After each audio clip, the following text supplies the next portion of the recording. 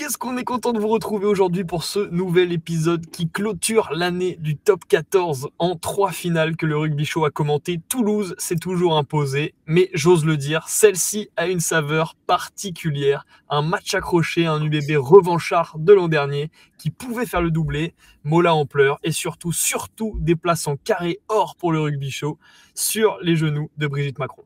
Et est-ce la plus belle finale de top 14 depuis des années? Comment Toulouse est allé se la chercher? Est-ce que Bordeaux peut nourrir des regrets malgré la saison incroyable? On en parle tout de suite dans ce nouvel épisode du Rugby Show. Jingle. Rugby Show, ça va te donner très chaud. Rugby Show, ça s'écoute entre poteaux. Rugby Show, en métro ou au boulot. Rugby Show, des débats et des pronos. Rugby Show, bienvenue au Rugby Show. Il n'y a pas de beau match sans belle cérémonie d'ouverture. Et Thomas, je crois que cette cérémonie t'a fait sacrément plaisir. Ouais, on a commencé sur une adaptation du Boléro de Maurice Ravel qui, pendant 16 minutes, était d'une exigence physique très importante. Ça a donné le ton de cette finale, d'une intensité physique extraordinaire. Je pense que c'est ce qui m'a le plus marqué pendant les 100 minutes qu'ils ont joué. On a vu qu'ils étaient bien oxy d'ailleurs pendant ces prolongations. Ils n'arrivaient plus à produire grand-chose tellement ça s'était rentré dedans pendant les 80 premières minutes. Elios, juste un petit mot peut-être aussi sur la cérémonie d'ouverture. Je crois que tu as été sacrément emballé. Ouais, bah écoute, moi d'habitude je suis plutôt séduit par ce type de prestation. Là je t'avoue que je m'attendais à un peu plus. Tu m'avais bien vendu Monsieur Millepied comme étant un des chorégraphes les plus réputés de Paris. Je t'avoue que ça m'a un peu laissé sans voix et on ne peut pas trop rivaliser avec les grosses superstars du Super Bowl. C'était un peu la honte, j'ai trouvé. Voilà. À chaud. Parce que tu connais rien, ça. Ouais, peut-être. Mais bon, ça casse. De toute façon, là, tu connais rien en danse et en rugby, c'est pareil. On interrogera pour la partie rugby. Je me mets en retrait pour cette partie. Non, c'est Victor qu'on va interroger pour la partie rugby parce que lui, en bon rugbyman, il a allumé sa télé à 21h pile, donc Benjamin Millepied, hop là, sous le nez. Victor, est-ce que c'est la plus belle finale de top 14 que tu n'as jamais vue? Honnêtement, quand tu fais une finale à 100 minutes, qu'il y a eu 33-33, que ce sont les deux premiers qui s'affrontent, que c'est le champion d'Europe qui affronte le tenant du titre, que c'est vraiment, même ils les ont battus 3 fois dans la saison d'affilée, tu te dis tout le scénario est juste incroyable, quoi. Enfin, du coup, est-ce qu'on a déjà eu une finale avec un tel scénario? Et en plus, quand tu regardes sur le papier, à la base, t'as tous les meilleurs joueurs presque du monde, quoi. Enfin, c'est ça qui est un petit peu dingue. Donc, est-ce que c'était un des plus grands matchs de l'histoire du rugby, même, j'ai envie de dire? Oh là là, il a osé poser la question. Thomas, je crois que toi aussi, t'as passé un très bon moment devant ta télé. Il a osé poser la question. En vrai, le contexte était assez extraordinaire. C'est très rare d'avoir les deux mêmes équipes pendant la finale qui s'était affrontée l'année dernière. D'ailleurs, ça faisait quasiment 100 ans, je crois, qu'une équipe n'avait pas fait un doublé contre la même équipe. Ouais. Et là, c'est assez hallucinant d'avoir vu cette revanche. Il y a eu un contexte hyper particulier cette saison. Moi, j'ai beaucoup aimé, en tout cas, comme je vous ai dit déjà, l'intensité physique inspirée par le Boléro de Maurice Ravel. Moi, je sais pas quoi dire. Je sais pas quoi dire en plus de ça, à part que, en vrai, le match était complètement dingue. Lucu, sa pénalité à la 80e minute, c'était aussi complètement dingue. Et puis à la fin, c'est encore et Toulouse. Encore et Toulouse, j'adore. Elios, t'as vu Bordeaux passer devant un moment, tu t'es dit est-ce que Bordeaux va être capable de le faire après la pénalité de Lucu, tu te dis qu'ils sont capables de revenir sur les prolongations? Je t'avoue pas forcément. On en avait parlé un peu avant le match au vu des compositions d'équipe des deux côtés. Il y a quand même un gros avantage sur le banc côté Toulouse qui te fait rentrer des Méafou, des Cramon, des gros joueurs à impact dès la 50-60e. Donc honnêtement, je pensais que la fraîcheur toulousaine allait faire quand même la différence à la fin et je pense que ça n'a pas loupé. Il y a eu un jour de récupération en plus pour Toulouse qui ont joué le vendredi soir la demi-finale. Samedi soir la demi pour Bordeaux. Sur un match à 100 minutes, ça peut compter.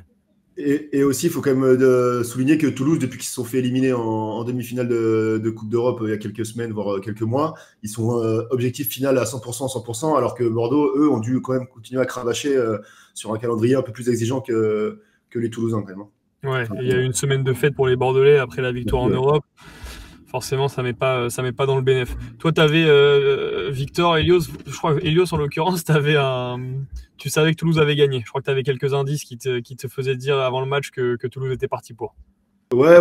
Bah là, toute la semaine, on a vu dans les médias rugbystiques l'opposition entre l'expérience et la fraîcheur et la comment dire la forme actuelle du moment. Mais ouais, force est de constater que Toulouse, les mecs, ils avaient déjà réservé leur hôtel 6 mois à l'avance. Ils connaissent par cœur tout le processus d'une finale de top 14. Les Bordelais un peu moins. On a vu Yannick Breu arriver en retard à la conférence de presse d'avant-match. À cause du trafic et des embouteillages sur le périph', tu vois. Donc, alors que Mola, ça faisait 3 quarts d'heure qu'il était déjà en train de manger avec le jardinier du Stade de France. Donc, ils ont pas eu la même façon d'aborder la finale et je pense que ça s'est ressenti au final, tu vois, sur le résultat. Ils avaient pris un Airbnb non annulable, Toulouse. Ouais. Chaque année, reconductible tous les 28 juin chaque année. Ça fait quand même 3 ans qu'ils gagnent cette finale. Hein. C'est le triplé toulousain, 2 fois Bordeaux, 1 fois La Rochelle. Déjà triplé, c'est la première fois que ça arrive. Fois, ouais. Et puis à part la finale de 2024 qui s'est gagnée 59-3, à chaque fois c'était pas facile. Hein. L'essai d'Entamac à la dernière minute en 2023, les prolongations arrachées en 2025. Ils font que parler de culture de la gagne, de l'expérience, etc. Ça montre que ça compte, toutes ces choses-là, parce qu'au final, ça se joue sur des petits détails et j'ai l'impression que la pièce, elle tombe toujours de leur côté, quoi. Ouais, bien sûr. C'est aussi la force des joueurs, Victor. 24 Brennus pour Toulouse. C'est quoi un peu les hommes que tu retiens côté toulousain sur ce match? Il y en a plusieurs. Après, moi, je pense que tu as bien sûr Ramos, bien sûr Jelonche aussi, avec sa vraie première finale jouée, et bien évidemment Willis. Si on regarde ses stats, c'est juste incroyable, quoi. Je crois qu'il est autour de 15 plaquages, il est autour de 15 ballons portés, il est auteur de 2 essais, il gratte des ballons à des moments décisifs. Bon, je veux dire, la ligne de stade, elle est cochée partout et elle est presque au top dans chaque catégorie pour Jack. Donc, énorme. Ouais. Après, aussi, j'ai envie de dire aussi, là, on parlait quand même du fait que Toulouse a de l'expérience. Mais en plus, c'est la génération qui a cette expérience. Parce que des fois, on dit, oui, il y a 20 ans, ils ont gagné un Brennus, mais c'est plus du tout la même génération. Bien sûr qu'il y a une culture du club. Mais là, on voit qu'ils ont gagné en Coupe d'Europe à l'arraché. Ils ont gagné des matchs de phase finale à l'arraché à chaque fois. Et donc, ça joue dans le mental par rapport à des Bordelais qui ont juste un titre dans leur histoire, qui viennent de gagner, qui viennent de fêter, eux, et Toulouse, par contre, avait ce supplément d'âme, je trouvais, beaucoup plus agressif dans les impacts. Pour moi, c'est presque un peu miraculeux que Bordeaux ait pu aller même jusqu'en prolongation, parce que Toulouse, si vous regardez vraiment le match, ils ont quand même archi dominé dans les impacts, ils ont dominé en mêlée, ils ont dominé dans les phases de ruck, ils ont été beaucoup plus proches de marquer plusieurs essais, ils en ont même eu des refusés un petit peu à l'arrache, donc ils auraient pu tuer le match, et voilà. C'est vrai que moi j'ai senti, et d'ailleurs j'étais pas surpris, mais je m'attendais pas forcément à ça, que Toulouse, dès le début, physiquement, ça a été au-dessus. Ouais. Ça avançait, ça mettait des grands plaquages. Et d'ailleurs, c'est pour ça que Bielbiarré, il sort à la mi-temps pour ça. Hein. Il sort à la mi-temps parce qu'il prend 3 énormes tampons de Malia en première mi-temps, dont 1 ou 2 dans les 10 premières minutes sur le premier renvoi. On a bien vu Bordeaux en difficulté sur les renvois. C'est parce que sur les 3 premiers renvois, ça target Bielbiaré. Il était visé. T'as Malia qui montait en pointe sur lui, il se faisait découper. Le mec, il était en plus pas dans sa meilleure forme, il n'a pas joué la demi-finale. Et il a fini par, au final, ne plus se positionner sur son aile pendant les coups de pied de renvoi et que Lucas soit à sa place, parce que le gars, il était fini. Et il n'est pas sorti à cause de sa blessure, il est sorti parce qu'il s'était fait découper, quoi. Dur pour les Bordelais. Vous avez d'autres petits joueurs un peu à nous mettre en avant? Bah ouais.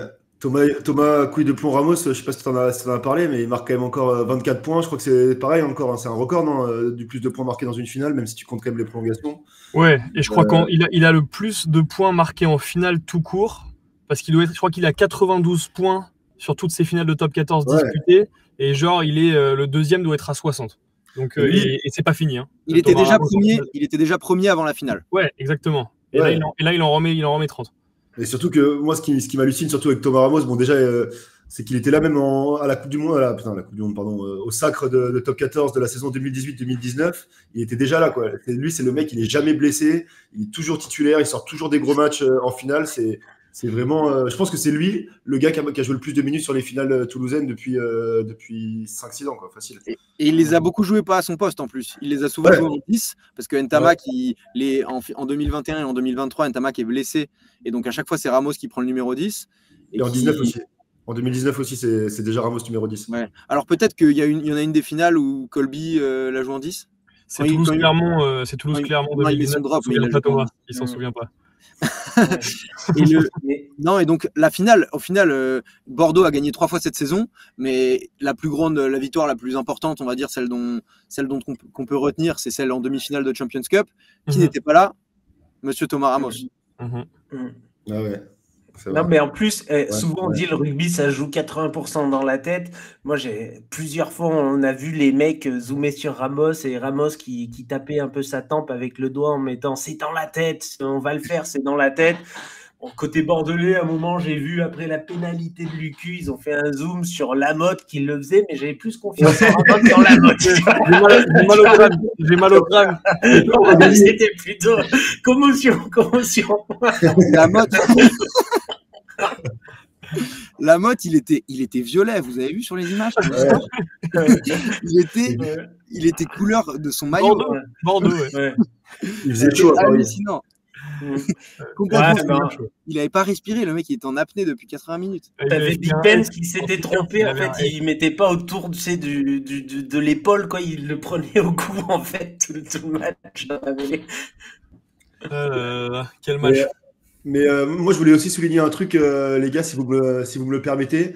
On te le permet. Non, t'as Rugby Rama qui a titré, qui a fait un article sur l'ode au rugby, et il soulignait justement pas le fair play, mais la lucidité des Bordelais en conférence de presse après match, que ce soit Bru, Jalibert, Buros, etc. Tous, ils ont dit on a été battus par meilleurs que nous. C'est entre guillemets déjà un petit exploit d'arriver à accrocher les prolongations alors qu'on était à -10 à 15 minutes de la fin.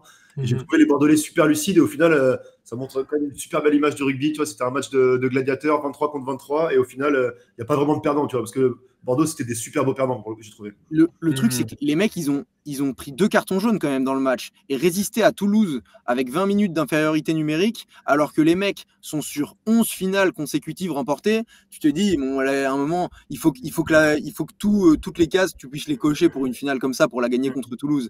Et c'est pas possible avec 2 cartons jaunes, même en réussissant à arracher la prolongation que tu veux.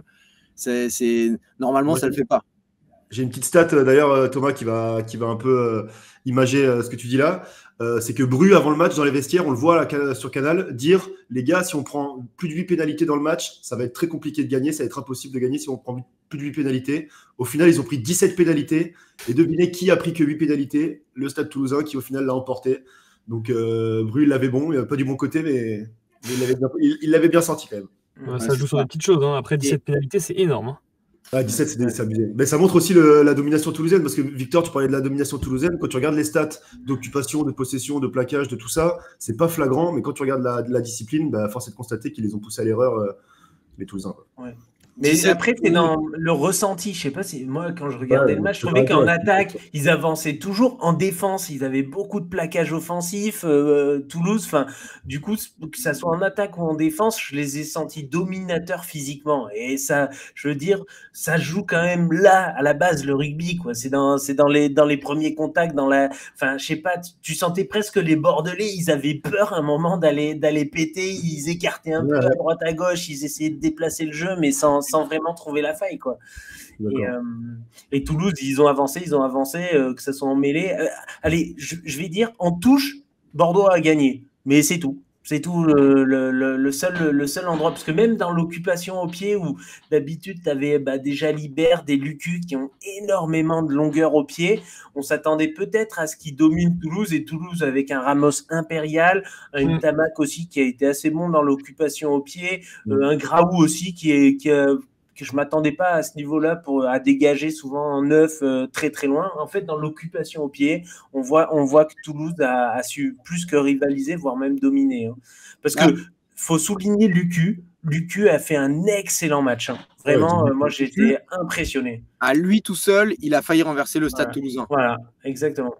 C'était vraiment lui le leader. Enfin, tu sens que le gars, depuis que Dupont s'est fait les croisés en Irlande, et je vais pas dire que le mec a commencé à jouer maintenant, mais il a que sorti des énormes performances contre l'Irlande pendant le Six Nations, contre toutes les équipes en Coupe d'Europe, en phase finale du top 14. Il a pas raté un match. Alors qu'avant, ça nous arrivait de le critiquer et de dire à Lucu, il a été en dessous de ce qu'on espérait.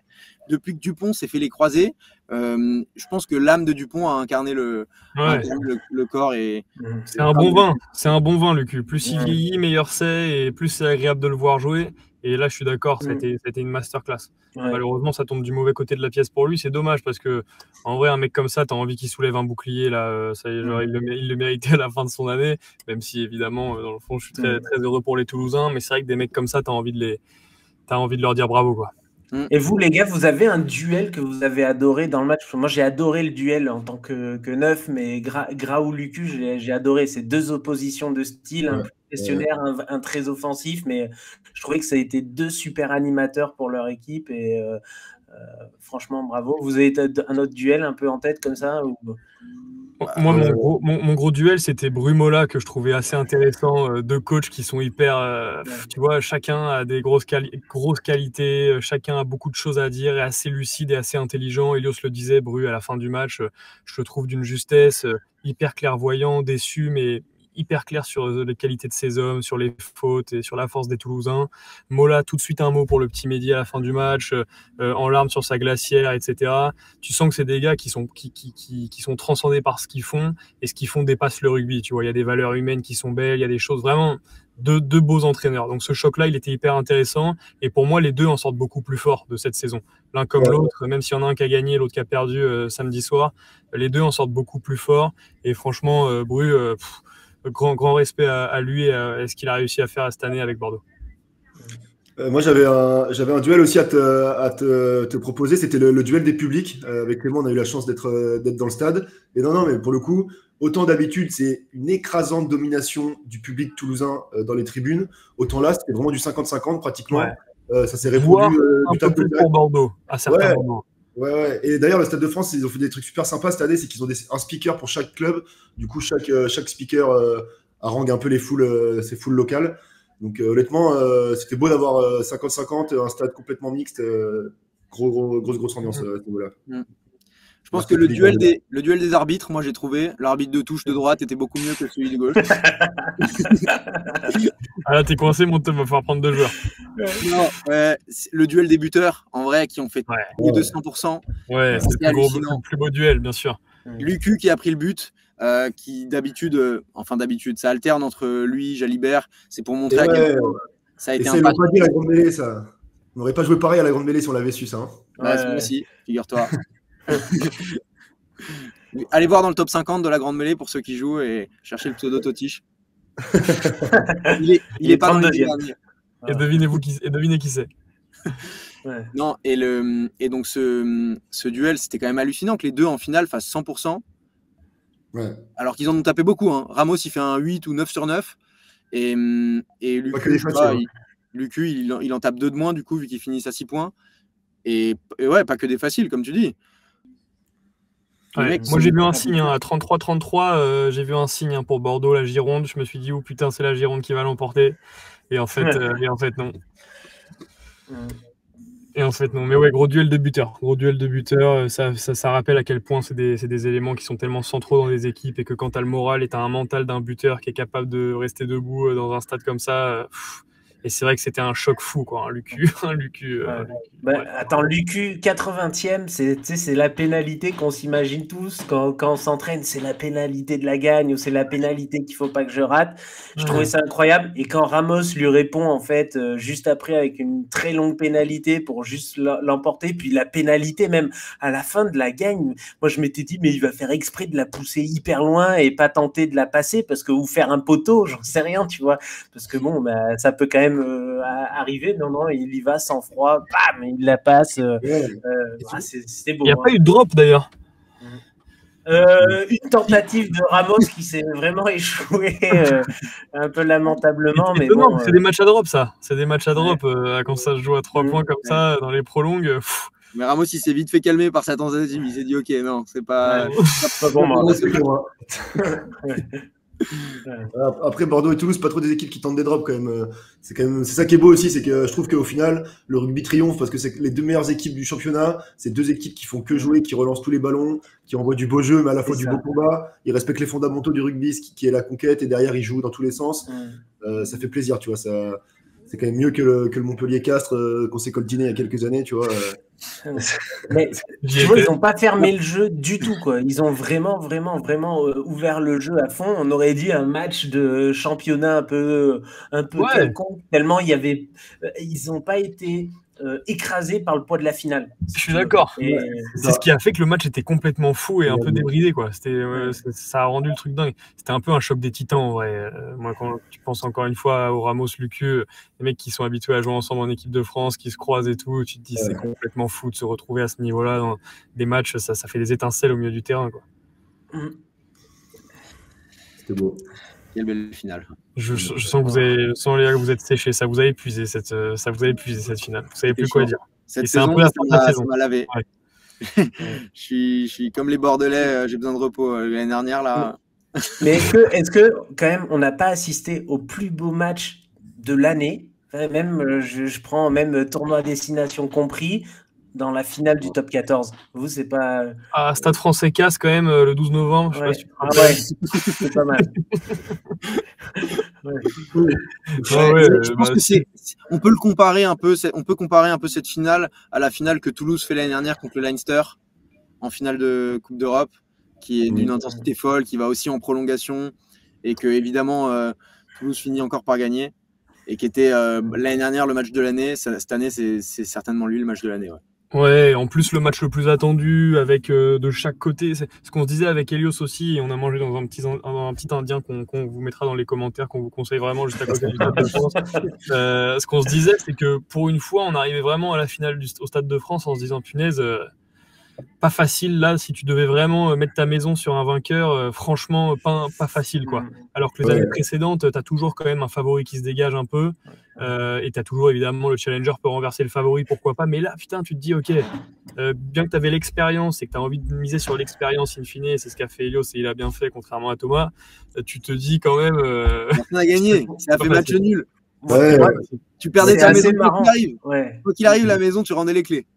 Et moi, c'est assez marrant. J'ai des copains qui m'ont appelé et puis, tu sais, il me dit ouais, faut que je mette de l'argent sur qui. Je dis mais sur Toulouse. J'ai un autre copain qui m'appelle, il me dit faut mettre de l'argent sur qui. Je dis mais sur Bordeaux. À la fin, il y a eu match nul. Tout le monde me déteste.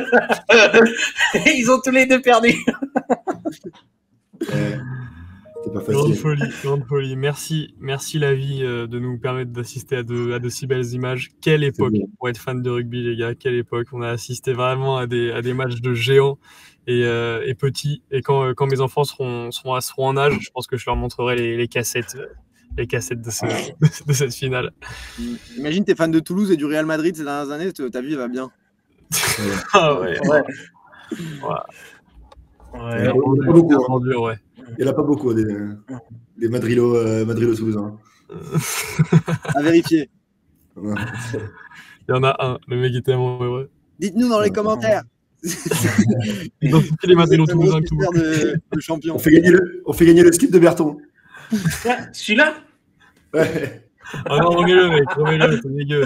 Ah, désolé, je remets. Il l'enlève super vite, quoi, trop fort. Et schlac. Putain. Bon, et vous avez 2-3 célébrations qui vous ont marqué un petit peu l'esprit, les gars? On n'a pas vu grand-chose encore. Hein. Le cul sec de Macron. C'est vrai, le cul sec de Macron comme d'hab. Comme d'hab avec sa 16-0, 16,64%. Moi, ce qui m'a marqué, c'est ce petit foufou, ce petit déglingo de Romain Ntamak qui se met une tisane à la verveine à 23h37 après la finale. Putain, il a dû se réveiller avec une sacrée barre au crâne. Hein. Il est en fauteuil roulant, là, Romain. Ils s'y sont tirés d'ailleurs. Ils se sont pas trop excités, les Toulousains, même au moment de soulever le bouclier. C'était pas. Tu sentais que c'était pas un premier bouclier, quoi. C'est la fin de la saison. Les mecs, c'était la saison est finie. Putain, il y a eu quand même un petit bisou, non? Un petit bisou. C'est la célébration qui t'a fait plaisir. Le French kiss. Le Le English French kiss, ouais. qui a permis de réconcilier un Écossais avec un Anglais. Ouais. C'est pas mal, tu vois. Le 14 peut servir à ça, c'est déjà beau. Hein. Blair qui lui a dit allez, salut, je pars avec les Lions, moi. Moi, je suis un peu dégoûté que Bordeaux n'ait pas gagné. J'aurais adoré voir les TikTok de Mathieu Jalibert avec le bouclier. Putain, je suis dégoûté. Ah. Avec toutes les filles autour ou... J'ai pas vu Jalibert, il a parlé après la finale. J'ai vu pas mal de joueurs parler, j'ai pas vu Mathieu, ouais. Et Lucide aussi. Pareil, Ouais, très lucide. Ouais. Il était déçu, mais bon. Europe, hein, ils ont pas démérité cette année. Hein. D'ailleurs, ils ont fait un super reportage Canal où ils interviewent tous les gros joueurs de Toulouse et de Bordeaux face cam dans une petite salle sombre et tout, toute calme où les mecs se livrent à chaud après la finale. C'est une super vidéo, je conseille à tous les abonnés Canal de la regarder. Et vous voyez justement Mathieu Jalibert être très très lucide. C'est beau. C'est beau, cette lucidité sera récompensée. Bon, on a hâte, les gars, d'être l'année prochaine. J'ai l'impression que cette saison touche à sa fin et ça me fait une peine monstre. Non, samedi 9h05. Samedi 9h05, All Blacks France, avec une équipe de France un petit peu remaniée. Mais bon, nous, on n'est pas complet. Les Français sont moins complexés que les Bordelais et on va y aller le coup entre les dents, essayer de gagner cette tournée en Nouvelle-Zélande. Et on sera là pour vous débriefer, évidemment, Nouvelle-Zélande-France. Thomas, je crois que tu avais une petite question quand même à poser à nos followers avant l'extinction des écrans. Est-ce qu'on va prendre une branlée en Nouvelle-Zélande? Quel sera le montant de la branlée? Quel sera le montant de la branlée en Nouvelle-Zélande? Voilà. Vous répondez dans les commentaires, on vous répond la semaine prochaine, juste après le résultat du match, parce que nous, on répond pas à la question avant, on fait pas de pronostic. Attends, pour donner quelques éléments de réponse, je veux juste citer le numéro 10 titulaire qui va commencer contre les All Blacks, c'est Joris Second. Ouais. Voilà. Moi, j'ai envie de te dire, il y a beaucoup de All Blacks dans cette équipe qui n'ont jamais gagné contre la France. Ouais, Yohanné, tout ce bordel, là, ils n'ont pas dû gagner beaucoup contre nous. Hein. Eh non. Ça va aller puceler. Allez. Après, là, l'équipe, elle est dure quand même. Bon, on en reparlera, mais l'équipe, elle est dure. On en reparlera. En temps voulu. Allez. Messieurs, merci d'avoir répondu présent chaque semaine pour nos écouteurs préférés du Rugby Show. Ça a été une année pleine de rebondissements, mais à la fin, vous le savez, c'est toulousain, comme chaque année.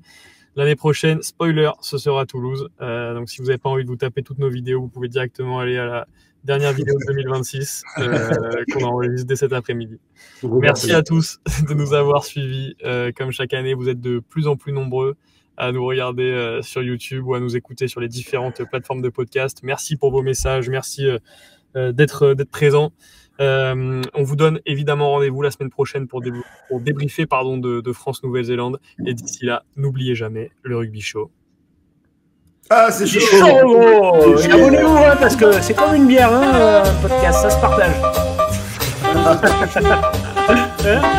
le partage en slip. Hier, c'est chaud dégueulasse. Non.